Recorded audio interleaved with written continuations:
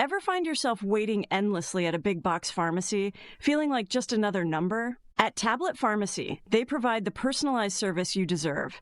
They offer free delivery and blister packaging options to make managing your medications easier than ever.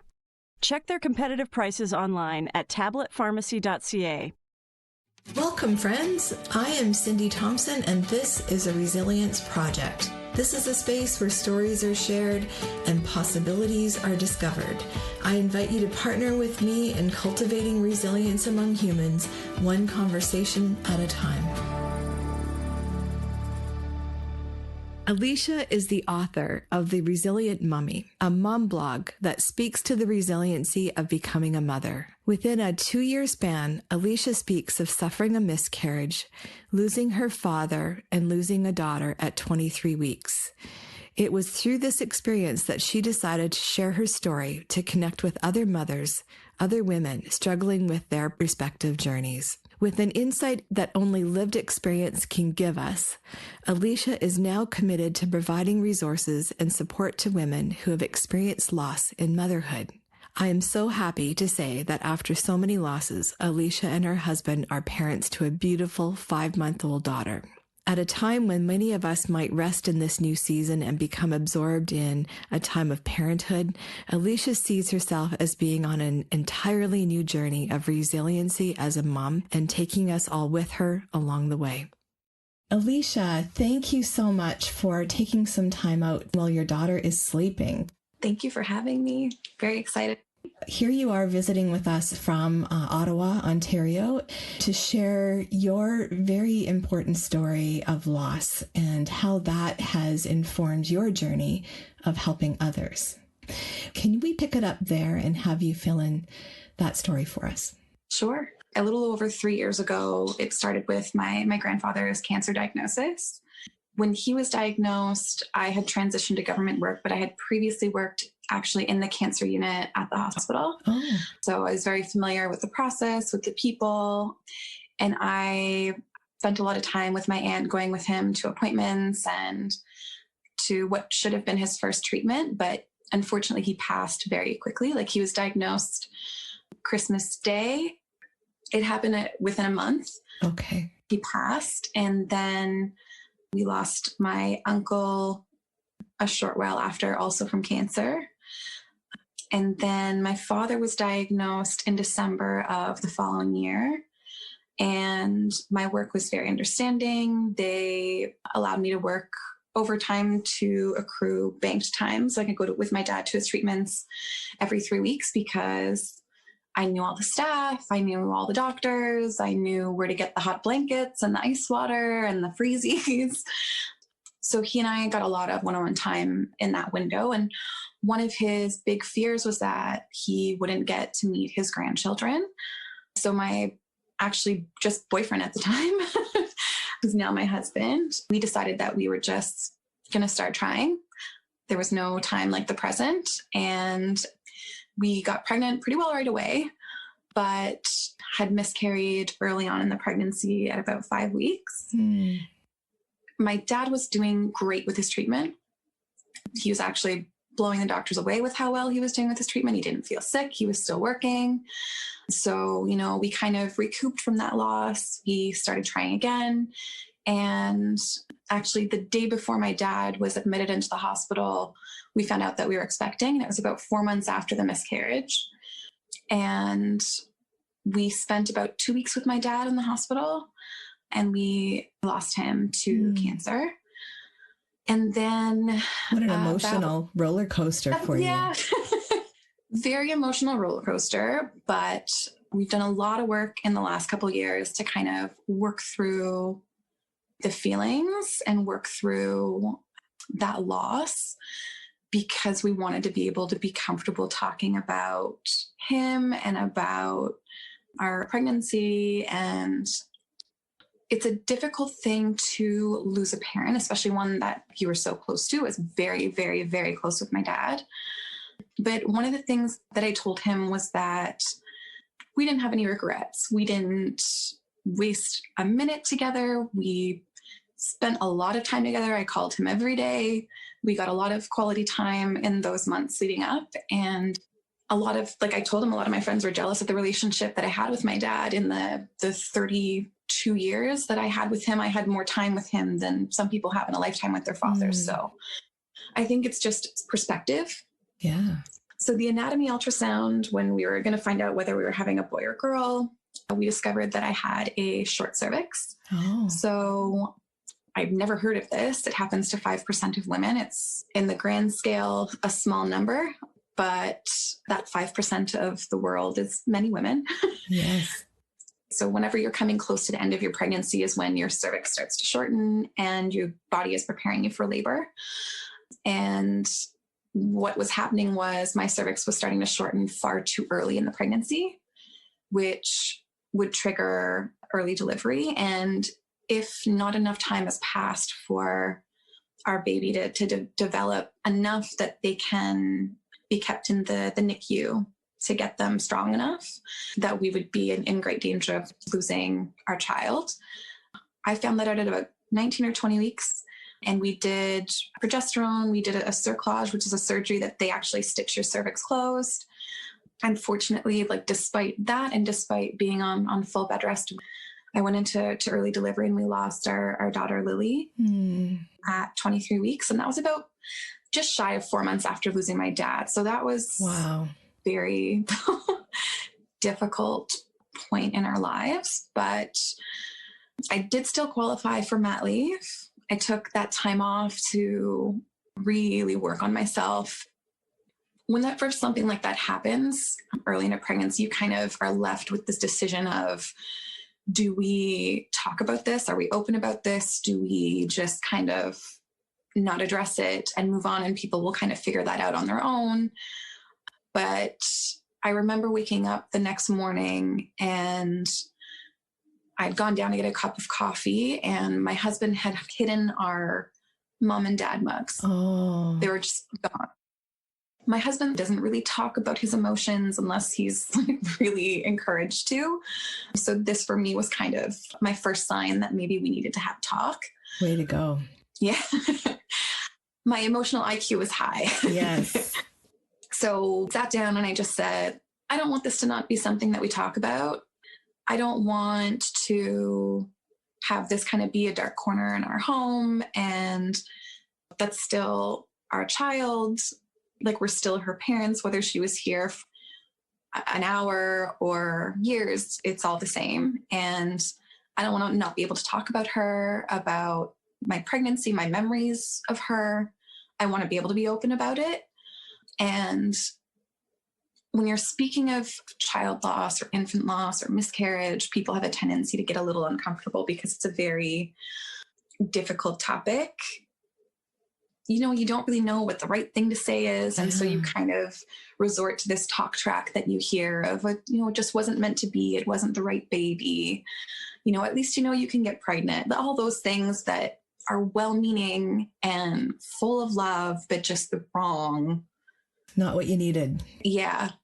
So I decided at that point that I wanted to be open about it. The other thing was when I discovered my condition, I did a lot of research tried to do a lot of research online. There was next to nothing. What I was really looking for was someone like myself who was documenting their journey. And I could see that they struggled, but they made it, that they did in the end successfully have a child. Even when it came to our miscarriage, the first time I'd ever heard the statistics on miscarriage was literally in the waiting room of the emergency, like feet away from the people I had been sitting with for the last 4 hours or 5 hours, which I found a little insensitive. Yes. of the doctor to give me that news in the waiting room. But that's amazing. Yeah. It's a strange way to approach that kind of news. It's 1 in 4 pregnancies. It's not, 1 in 4 women this happens to. It is 1 in 4 pregnancies. It's actually quite likely that at some point in your life, you'll experience something like that. But, nobody tells you until it's happened. And even for that brief moment, you feel very alone and very isolated, and you're wondering what is wrong, what you did. And that didn't sit well with me. And taking that time that I had off, I read a book about grief. I tried to work out as much as I could. I went to the gym a couple times, but I kept running into people I knew and I didn't want to have those conversations. So that quickly turned into workouts at home. I did a lot of writing. And when we actually announced that we had lost Lily, we got a lot of emails, text messages, direct messages on Instagram from people that I knew who I had no idea had been through either a miscarriage or a loss, and thought what a shame that they didn't have that support, or that I didn't have that support, that I didn't know that there was a community of women that I could talk to who could understand me. It's an interesting point, isn't it? Around, we might just try to grieve in our own personal experience of that. And maybe just to back up a little bit, what some people may not think about is that your body still thinks that you're pregnant. Mm-hmm. So even after the miscarriage, the hormones, everything about your body still says, we still have a baby. And that's hard to navigate. I know myself, I've lost twins as a miscarriage between our two kids.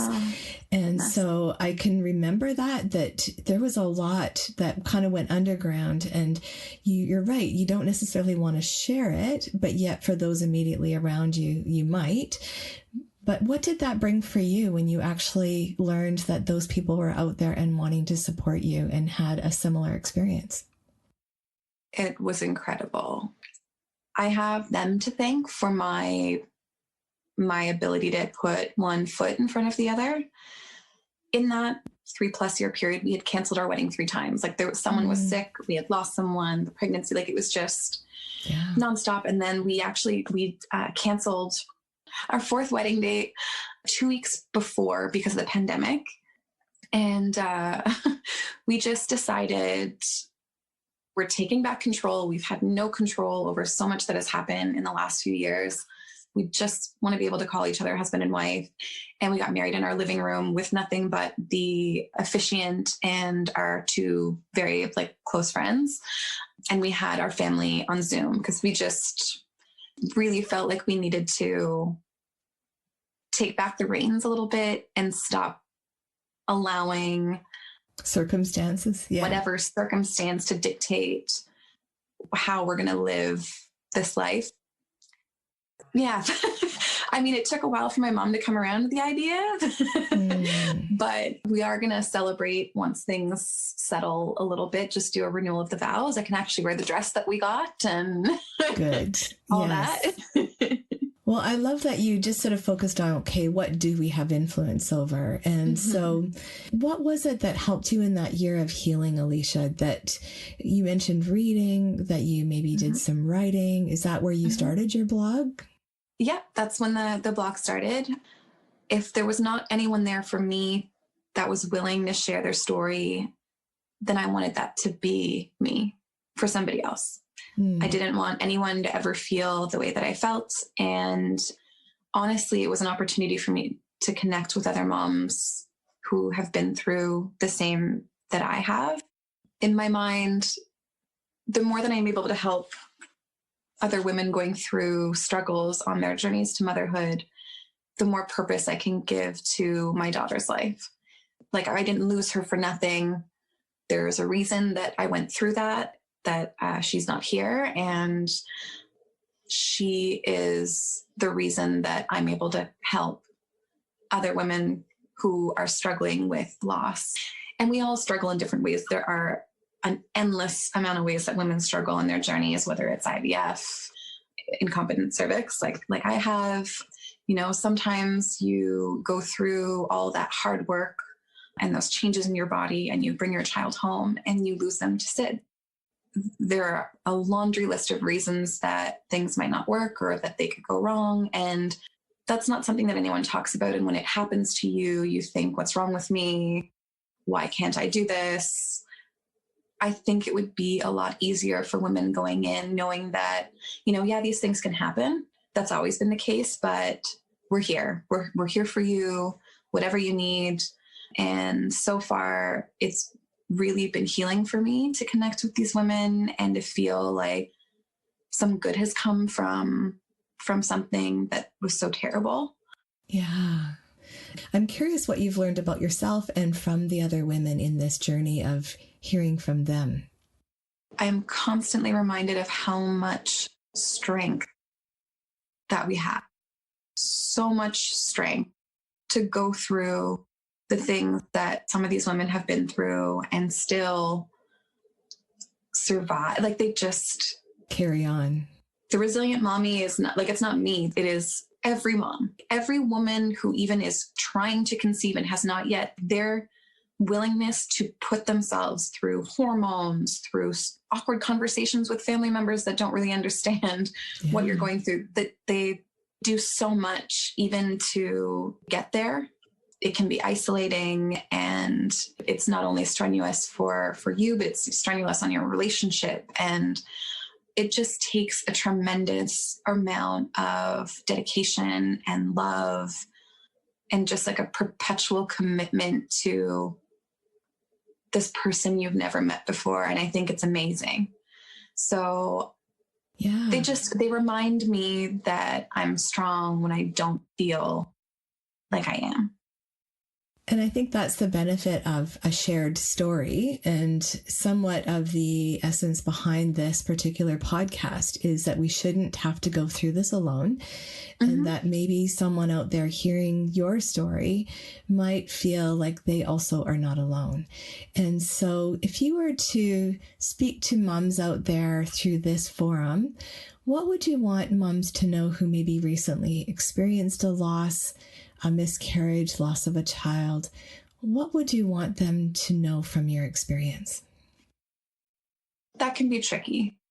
I think I have more to give in terms of advice to the people around them that love them. Because I think the difficult thing is, even if we want to reach out in those moments, it is very, very, very difficult.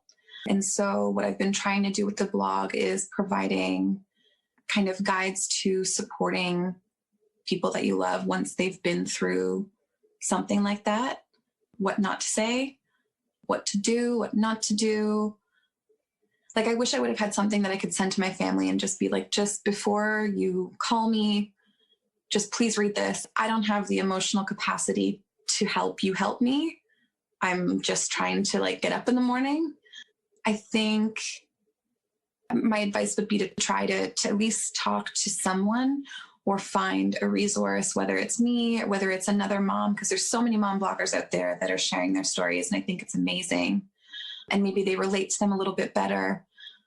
We are in a very unique position right now with people all over the world having ability to create platforms for everything and anything. And it's so much easier for someone in today's age to do that than it was, hundreds of years ago. Something like this would have happened and you just, you're broken and that's the end of it. You don't know that anyone else has been through it. You don't know how common it is. We have just in our hands this ability to connect with people at any time of the day and in any part of the world who understand. And I would just encourage them to do that work. I actually had a conversation with a woman recently. She experienced the loss of her son. And she had asked me if I found that writing the blog was helpful to me. And I said something along the lines of, when you're talking to someone who hasn't been through something like this, a lot of the times in an effort to comfort you, they might say the wrong thing when all you're really looking for them to do is to listen. And, at the same time, you're self-conscious of the things that you're thinking that you don't feel comfortable saying. And writing about it is having a conversation with yourself. There's no judgment. You can get everything out that you're feeling. You don't feel as burdened by that. It's not weighing you down constantly. And maybe while you're doing that, you find a little bit of healing or you find the bravery to share that. And when you share your story, the second that somebody stumbles upon your blog or your Instagram post, you're reaching through the screen and you're holding their hand, and whether you're having a face-to-face conversation or not, that person feels a little less alone, and you've created something positive out of something awful. Yeah. And to not be alone. Yeah. To try not to suffer alone in it, to reach out. I hear that loud and clear. And like you're identifying, sometimes we don't know the words to actually talk about it. There's a lot of people out there that need to process it for themselves. So writing is a way of honoring all of those thoughts and feelings. Mm-hmm. And like you've done even around Lily, is to be able to say, I need to honor her. And how can I do that? By continuing to talk about her, to talk about what that has meant for us individually and as a couple, right? Yeah. What about the husbands out there? What about the partners out there who, and correct me if I'm wrong, but I find that even when you're pregnant, they can't always connect with that baby in the same way that moms are, because you're growing that baby. And it might be harder for the men to really understand what that has meant to you and how to help in that experience. I might be in a unique position on that front. My husband was so, and I wrote a post about this. He was so, I don't even know how to describe it. He's such a committed parent. Like from the moment that I knew I was pregnant, he spent all his time reading information about parenting or listening. He listened to an audiobook. I was very impressed. Yeah. He listened to an audiobook on his drives to and from work. He asked me questions. As soon as the baby could hear, he played the baby music on Sundays, and he was very, very in love with this baby before we knew, if it was a boy or a girl or anything like that. And with Lily, even like when he found out it was a girl, he looked up an article on how to be a good father to a daughter. And he had father-daughter dates planned, and he very, very, very committed parent. And when we lost her, he was devastated. And something that he pointed out to me, and I'm glad that he did, because I know that he struggled with telling me, but he felt, we call it the invisible man syndrome. The second that we found out that there was an issue and that we were at risk of losing Lily, it was like he wasn't in the room. Like we would go to doctor's appointments and it was no longer kind of, so are you excited? Are you whatever? They didn't ask him if he had any questions. It was just very kind of serious, talking to me about risks or what our game plan was. And even when we lost Lily, and we had asked my mom to kind of pass it along and just let people know to give us a little bit of time before reaching out, that we just wanted a little bit of space. My husband was still getting text messages asking how I was doing, and then asking how he was doing. And he really struggled with that a lot, because we both had experienced a loss. Absolutely. Like I had 4 months to stay at home, and he went back to work after a week, and he wasn't ready. But, that's what is expected of the man, and he's expected to be less affected. And I understand the connection for me was different. Actually, one of the things that was very upsetting for me was I didn't know, but you can get, I forget the term. I think it's like ghost movements after delivering. You sometimes can still feel the baby moan. And stuff like that's a little traumatic. Definitely. And that's not something he felt. And, I had all those, signs of pregnancy for a while, and we didn't get to bring our baby home. So yeah, it's very difficult. We even got a box. They're like support boxes for grieving mothers. Got all kinds of stuff in there, support, my self-care stuff, a journal. And it was all for mom. Interesting. Nothing there for dads to kind of be able to grieve as well. And, I just, in talking with my husband, it was a big hole. It's a big blind spot. And I don't know why that's there, because he still sometimes struggles with that loss. We wonder what she would be like today, and how she would be like with her little sister. And he's just expected to not care or not be affected. in the same way. And that's just not how he feels. So maybe that becomes part of the message, is to check in with the partner, check in with the dads too, to see how they're doing. And like you said, maybe even just to provide space to listen for them as well. Is there anything in particular that the two of you guys did to navigate that together? The most important thing that they can do is to sit down and have that hard conversation with their partner, to prepare yourselves for re-entering the normal world, because ultimately the sun will set and will rise again and time doesn't stop. Eventually, the people around you, that tragedy for them is dulled and they go back to their day-to-day, and you are still healing for so long. You need to make sure that you and your partner are on the same page, that you know each other's triggers.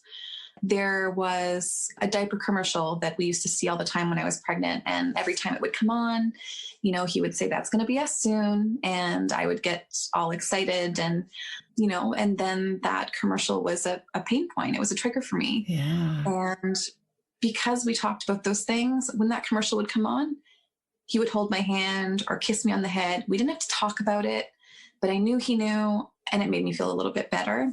And then for me, whenever I started to talk to people about what we were going through, I made a point of always saying we, to kind of remind them that we've both experienced this loss and it's not just my loss. I think that's a really important part, is making sure that your partner feels seen, because while I might have carried the child and I've gone through something slightly more intense, we've still lost like someone that we've had to say goodbye to, the memories we thought we were going to make and like the life we thought we would have and the life that we made. I think it's just really important to be on the same page, to talk about your triggers, and to make sure that your family and friends realize that you've both gone through something. Mm-hmm.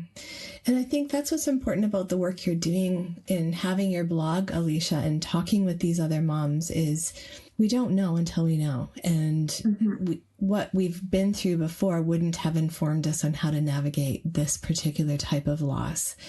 And there's so many complexities to it, as you've identified. So what have you learned about yourself? You mentioned earlier that you have learned how strong you can be and how strong other moms are. What else have you learned in this journey? I can hear her crying. I can hear her too. Do you want to go check on her? Yeah, give me 2 seconds. Hello. Look at those cheeks. Oh my goodness.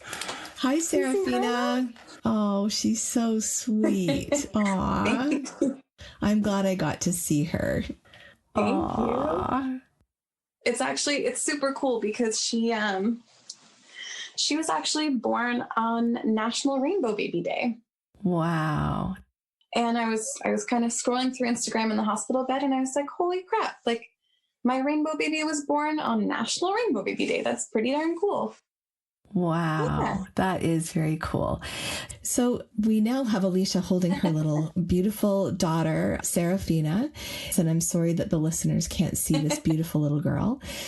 Alicia, within 3 years, you had a lot happen, but you also had a successful, beautiful little girl. Yeah. I had to rebuild trust with my body. When we lost Lily, there were absolutely, positively no signs. I would never know that there was anything wrong. And despite having done everything the doctor said, it didn't stop my body from doing what it was going to do. So she came at 35 weeks. Okay. But that is a long time when you are worried that at any moment, you know, it could all come tumbling down, no matter how good I felt. I loved being pregnant.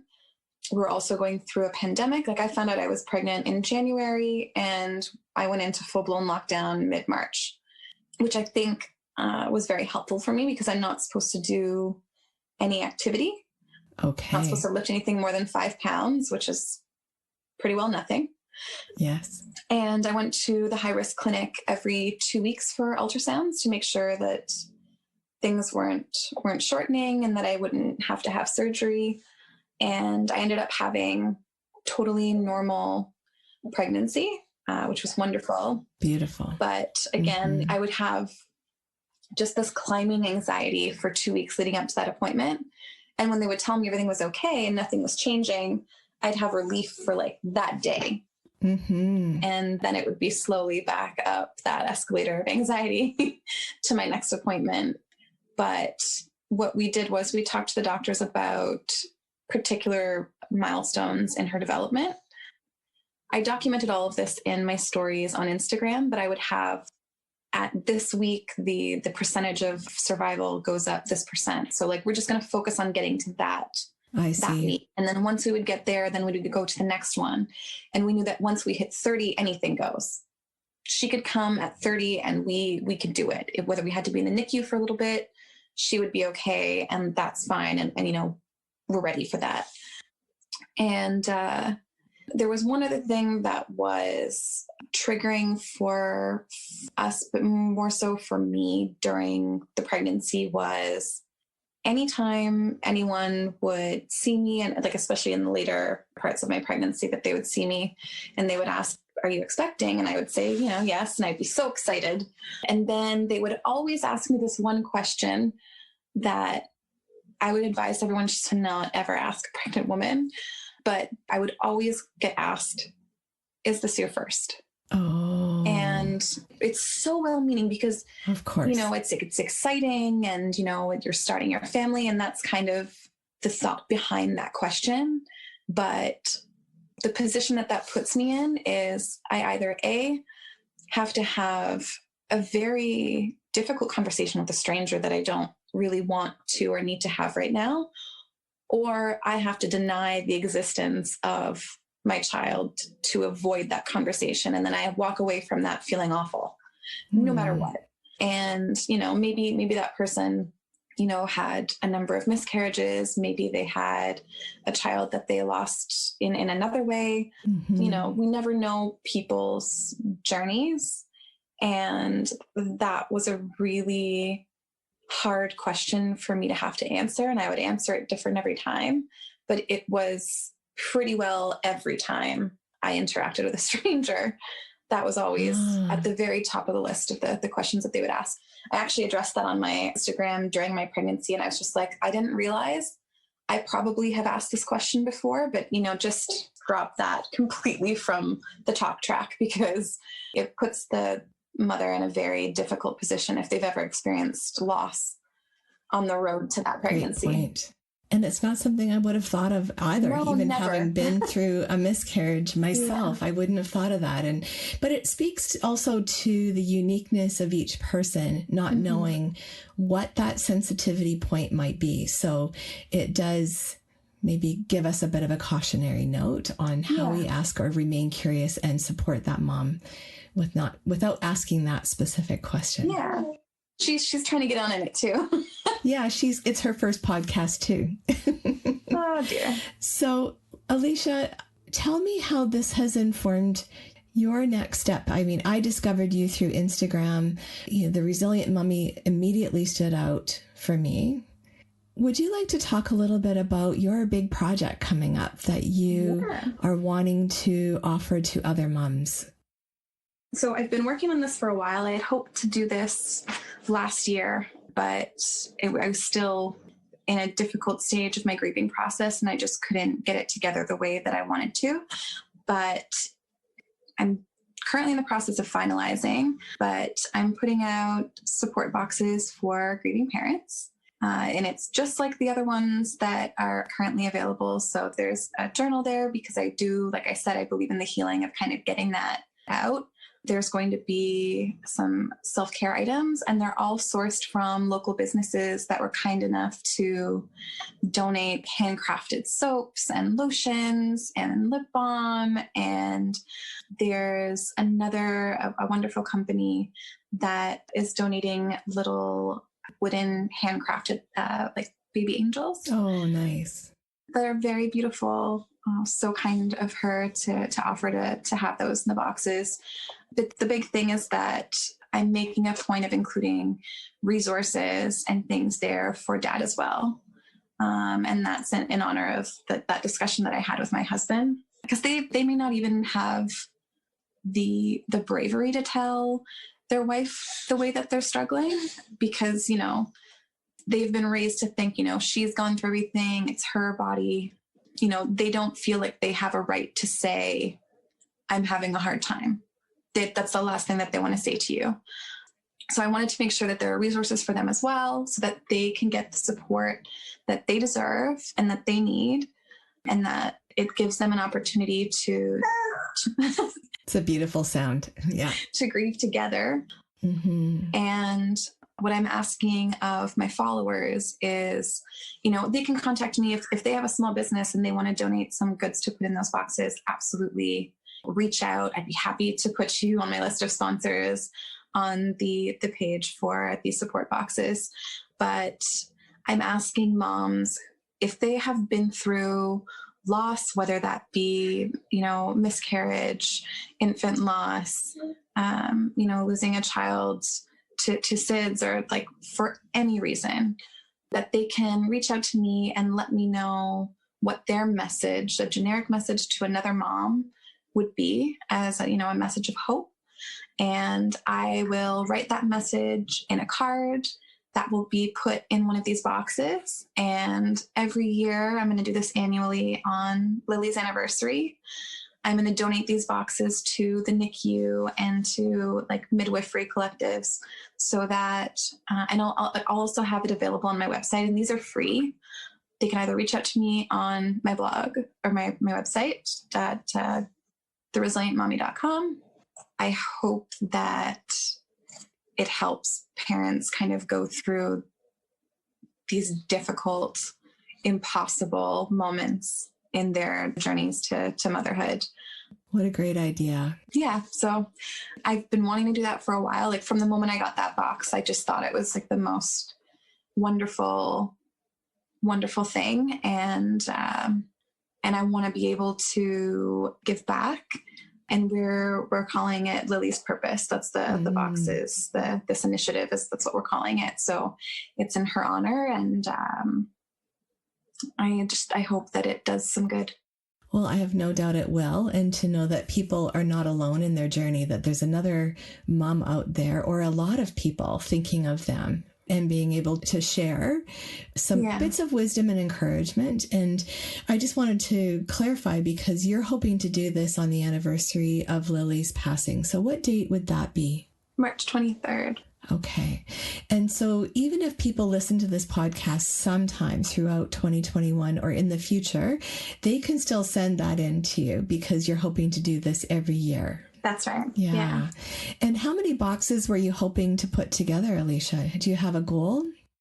Right now, it's predominantly out of pocket or by donation. So I'm aiming for 30, depending on, because I'm still in talks with a few other local businesses. And if I can do more, I would be so happy. But conservatively, I'm hoping 30. Okay.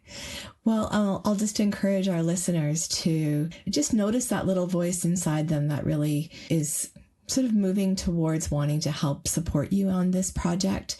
And I can hear also what that meaning has for you and your husband to do that for others. And it becomes maybe a bit of a ritual to keep her memory alive for you and for others, to know that you also understand, at least at some level, of what they're going through. Yeah. Yeah. That's wonderful. Well, listen, I really appreciate your being here to chat with us today and to share such a vulnerable story with us, and allow me to get to see your beautiful little daughter. And, I can hear the journey you've been on. So I wish you well. I have no doubt that you are a resilient mommy. Thank you. Thank you so much. This has been really wonderful. I think what you're doing is so cool. Well, thank you, Alicia. I'm very happy to be a part of it. Well, it's my pleasure for sure.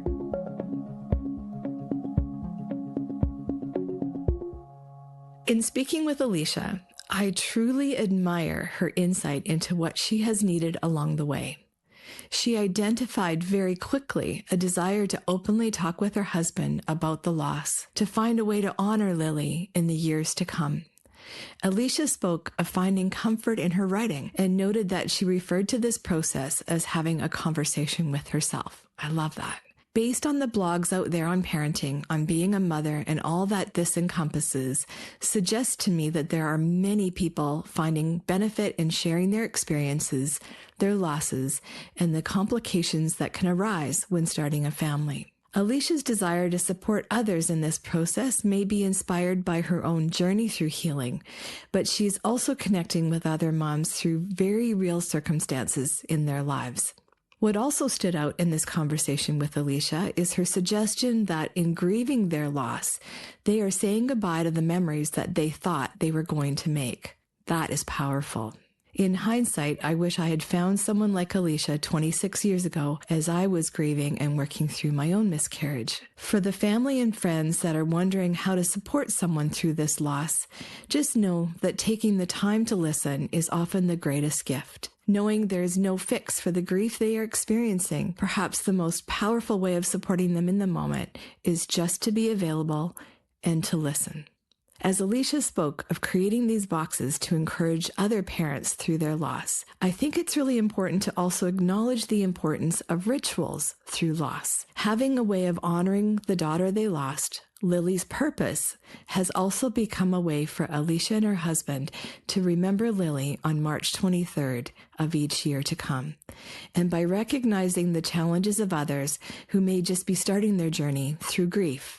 This makes me think of another mom I knew many years ago who showed up with a rose for me. She explained that on the anniversary of that day they had lost their baby. She brings a rose to another mom. For each year since their loss, she gives that many roses. This allowed us to talk about it and to bring light to their particular loss. If you have experienced the loss of a child, experienced a miscarriage, or other related loss, I hope that you will take the time to write a message for Alicia to share with these parents in these support boxes. If you have a small business and would like to sponsor Lily's Purpose, please reach out and let Alicia know how you would like to support this initiative. Although there's no one way to navigate loss, I found this quote that seems quite fitting. Tears are words that need to be written.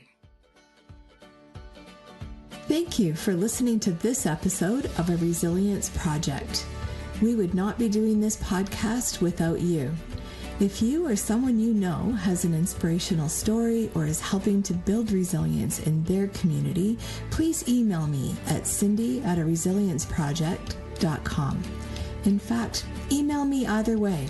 I would love to hear from you. Also, check out my website, resilienceproject.com, to meet the amazing people who have joined me on these podcasts. Last but not least, a big thank you to Doris Media House for their editing support. As you go about your week, I invite you to think about one way you can continue to grow your resilience muscle. What is one thing you can start doing today? See you next week.